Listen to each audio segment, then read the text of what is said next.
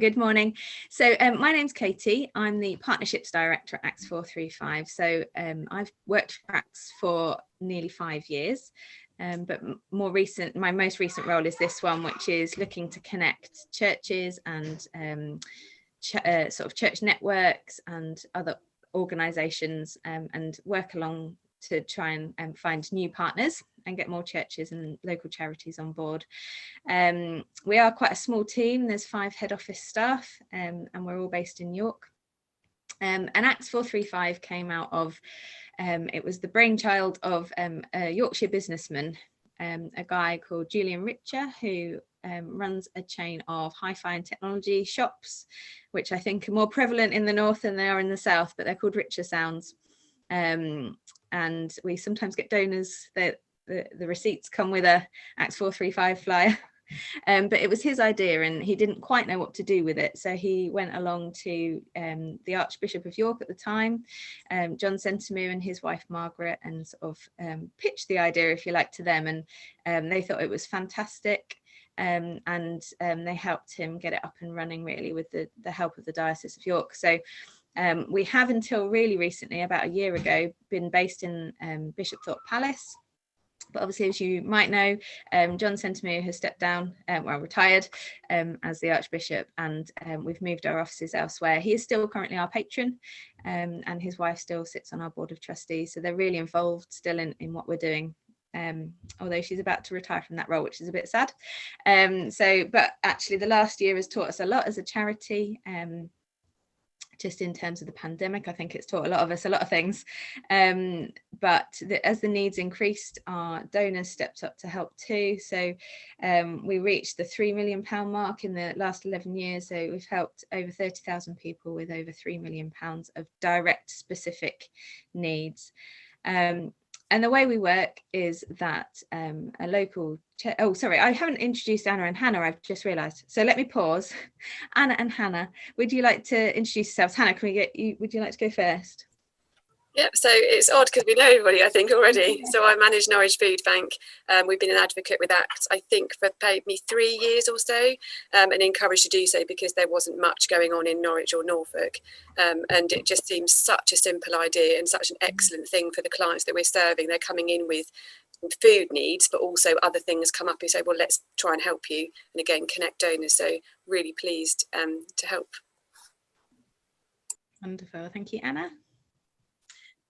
And yeah, I'm Anna. I work for Imagine Norfolk Together in Great Yarmouth.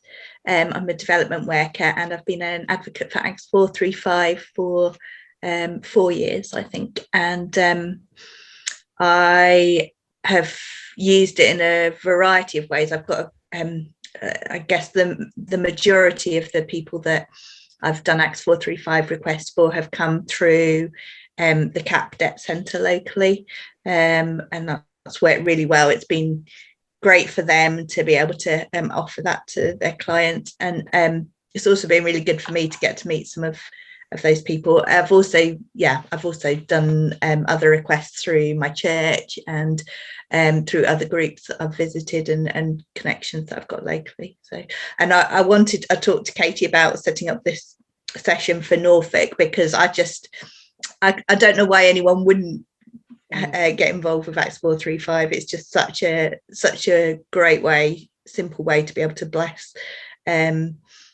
your local community, and just so easy, and it's great for donors as well, I think, because you really know that you're responding to all your money's going to something very specific and often local. So yeah, I'm a firm supporter of it. Wonderful, thank you, Anna. Sorry, I forgot to introduce you. I get going and then my brain goes away with me. Super. So just in a nutshell, the way we work, and I'll show you some sort of examples and how a bit more of the detail as well. But so we partner directly with a church or local charity. Local charities just need to have a registered charity number to work with us, and they nominate an advocate, obviously like Hannah and Anna, in their church or charity. And that person is literally just our point of contact, really. It might not necessarily be the person that is having all those conversations at the food bank or during the toddler group or whatever it is. It might just be that that's the person that posts the requests onto the website. So once that person's signed up, they've filled out an advocate commitment form, and the church has signed to agree to it as well. They can literally get up and running. There's a handbook to read, but apart from that, it is a really simple and easy thing to do. Obviously, Acts 435 is free of charge. We don't charge anything to anybody. Our donors obviously help to sustain us. So once the advocate posts the request on the website, it can be met by one donor, it could be met by 5 donors, it could be met by sort of 10 donors. We had a lovely one the other week. It was a debt relief order fee, which is a smaller version of bankruptcy. I think it was a cap client actually, Anna. And but that 90, so it's a request for £90 because that's how much the fee is, and it was met by 9 individual people, each giving £10, which is just fantastic. It's a smaller way of crowdfunding. The maximum is £150, and it just means that in those crisis situations, as Hannah was saying, if you sat down with a food bank client and they don't actually have a microwave or a cooker to cook the things that you're providing for them, or they've got a job interview next week, which would enable them to obviously have a larger income, but they have no suit to wear to it, or smart shoes, or they need to start a job that requires something specific, chef whites, work boots. It's those small specific needs that can really help somebody in that moment, which is really exciting. So I'll just show you a few examples if I can share my screen. Here we go. Can you see it? Could somebody just give me a yes? Wonderful. I'm assuming that means you can see it. So this is our website. And this is the give section of our website. So this is where donors come to give towards those specific needs. They can filter down what they would like to see. So at any one time, we might have anything between 100 and 250, even sometimes a little bit more than that, requests on our website. So it's good for them to be able to filter those down. So they can look at obviously a category. So it might be that something really speaks to them, pulls on their heartstrings. Maybe it's children because they've got children of their own, or somebody seeking a fresh start. So that might be somebody who's been homeless, who's seeking sort of more permanent accommodation, but they need things to get started. Or it might be a debt relief order fee to start again away from debt. And things resonate with different people. So they can filter out by those. They can also filter by region. Some of our regions are quite broad still because we don't have many advocates in quite a few regions. So some of them are still quite broad. Greater London, for example, we could do with so many more advocates in London because it is so vast and so big. And then you can order by expiry date as well. So requests, once they get posted, they go on for 2 weeks initially. And around 94% of our requests currently are being met within those 2 weeks. If they're not, we extend them for a further 2 weeks in the hope that they'll be met. And actually every request is being met within those 4 weeks anyway. So, but you can look at them, the ones that are expiring first, if you like. So just scrolling down here, we've mentioned debt relief order fees. Oh, there's quite a few debt relief orders. And then household furnishings, van repairs. So someone's been searching for a job and it would just repair his van and help him to gain employment, basically, which is wonderful. School uniform. This time of year we start getting more and more, and we're about to launch our school uniform appeal next week. So being able to provide school uniform where parents can't, especially this one looks like that they need a specially adapted one, so it'll obviously cost more than the standard one from a supermarket perhaps. Bike repairs, carpet, flooring, furniture, it's baby's cot. So the possibilities of what you can request are endless, really.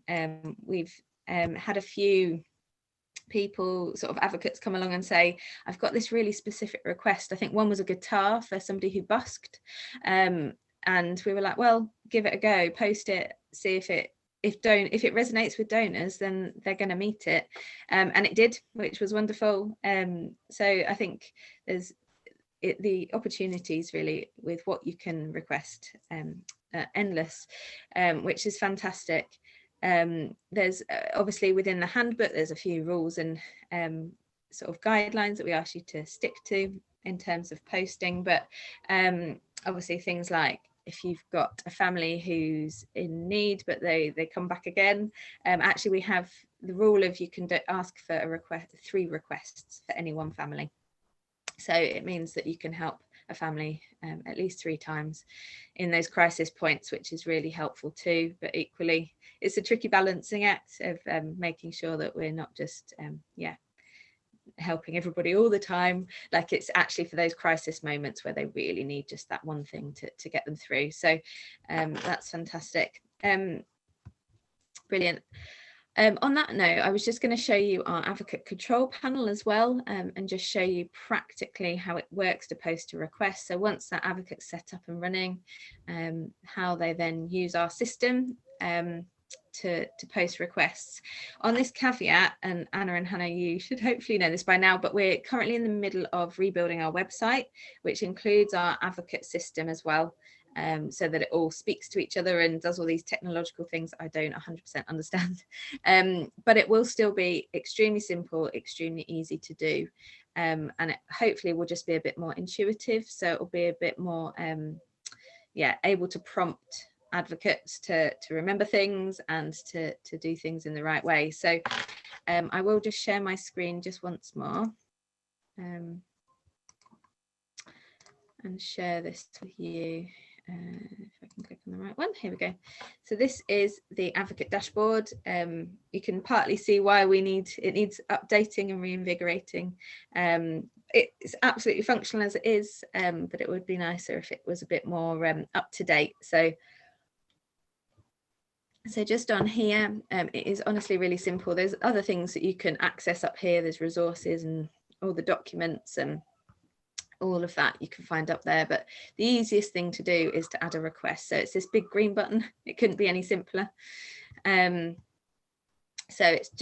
it's a really simple form, and you just need to follow the steps really.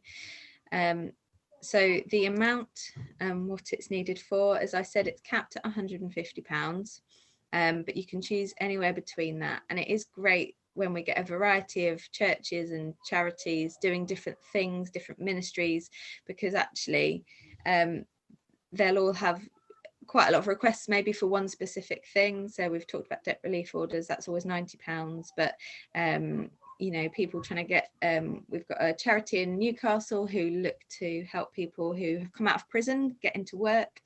So that might be, they might just need a smaller need like work boots or something to get back into that employment. So it's nice to have a variety of amounts on there. Obviously there's quite a few things that do hit the 150, especially white goods and appliances, but it's nice to have a range. So let's go with 120. And it's I always choose something different every time, but I'm having a mental block. It might be for carpets, so which is great. So that this is the bit that will appear on the website. So £120 for carpets. Now the description is the advocate's opportunity to give the story, the background as to why that family or that individual needs that item.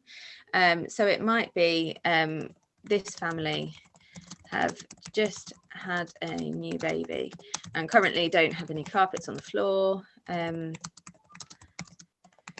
obviously the baby's going to start crawling, or it might be that you know, somebody has been out of work for 6 months and they do need that hand up by providing a bike so that they can have more options of where they could apply for work, so that they can travel, because public transport is sometimes unaffordable when you're then looking for a job.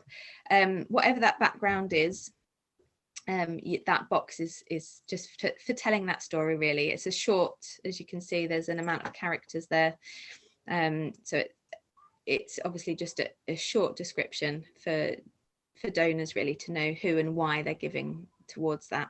Obviously being really clear, avoiding acronyms. So CAP is a good example, Christians Against Poverty. In the Christian world, we pretty much all know what CAP is, but some people don't. DRO, again, debt relief order, and things like that. And obviously maintaining confidentiality. So the process is all confidential. It's anonymous for the person who the request is for. So you can use a first initial. So it might be R is looking to move into permanent accommodation, been homeless, or whatever the case may be. So that's that. And then underneath, we've looked at the categories on the website already. We ask that advocates always pop it into one of the categories at least. So in this case, obviously you might say it's for children, because we're talking about the family who've got kids or have had a new baby and want carpets down on the floor. But you can also have the opportunity to choose a second category, which we really encourage, because actually it might be that, so I'd maybe choose housing for this one. It might be that somebody searches in children and housing, and then both of them can find your request. So the next box is just about the applicant, the person that's applying for the request. And this is purely for your, like, an advocate's administration purposes. It won't be put on the website. It won't be seen by anyone. It can be seen by head office staff, obviously, if we click into the request, but it's never made public. So full name and the date of birth we ask for as well. And this is purely just for the purposes of, it's very rare, and it's happened to us very, very rarely.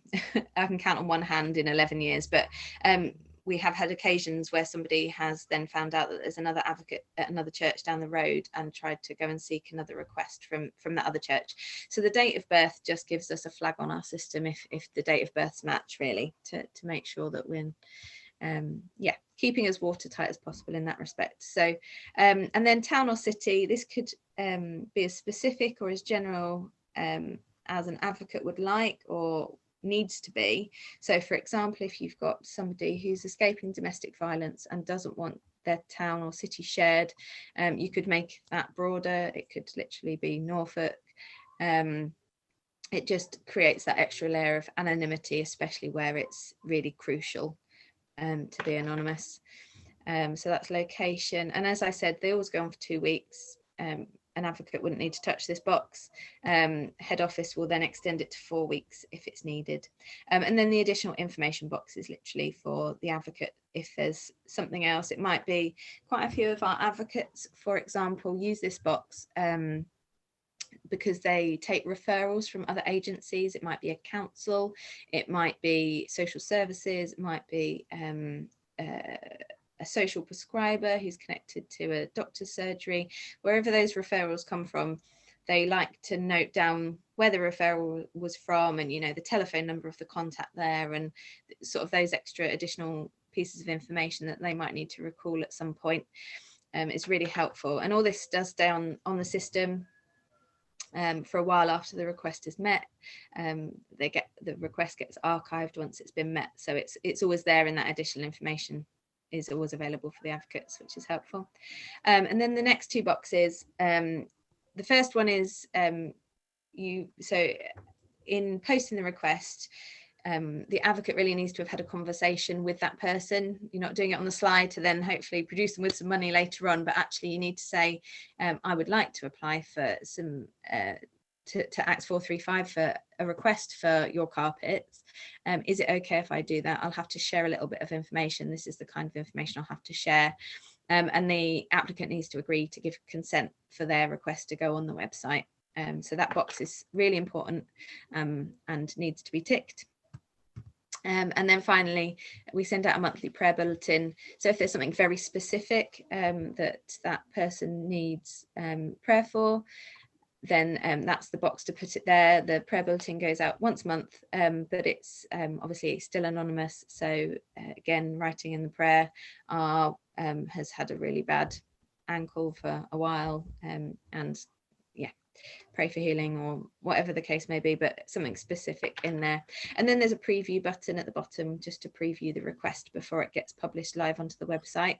At the moment, requests do, once you've previewed it and you think it looks all right, you press the next button, it goes straight onto our website at the moment, but soon with the new website there'll be a slight delay as we check them through head office. We do check them at the moment. We go through, our admin assistant goes through each and every one, so the process from a head office perspective will still stay the same. It will just mean that they won't go initially straight onto the website, just to make sure we're covering all bases before things go live.